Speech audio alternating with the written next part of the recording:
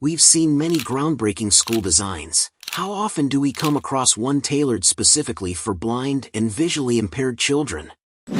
In this video, we explore an inspiring project by SEAlab, an architectural firm in Gujarat, that redefines the learning environment for these children through innovation and thoughtful design. Let's take a closer look at how architecture can become a sensory experience beyond sight. Most of us, when we think of visually impaired, complete blindness often comes to mind.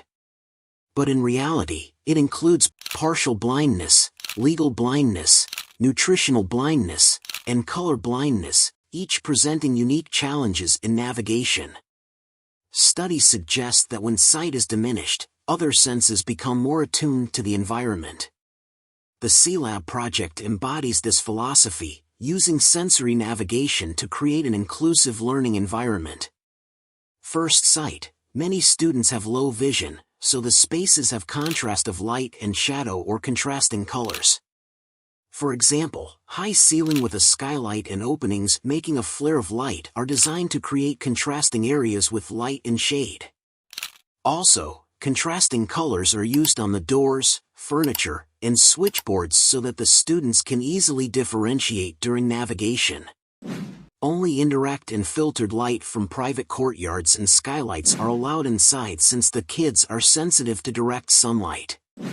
Second comes the hearing. Acoustics play a vital role in navigation. Varying ceiling heights and widths in classrooms and corridors, altering how sound travels. For instance, corridors start at 3.6 m in height but gradually shrink to 2.2 m, producing distinct echo patterns that guide students.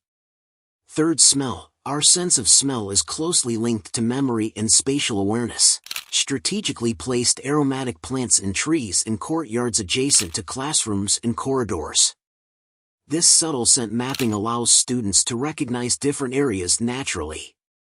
Fourth, touch. Physical sensations help students orient themselves through flooring, rough coat of stone at classroom entrances, transitioning to smooth stone in other spaces, guiding movement effortlessly. Walls. There are 5 different wall plaster textures used in the building.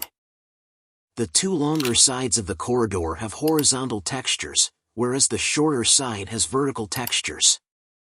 This helps students identify which sides of the corridor they are navigating.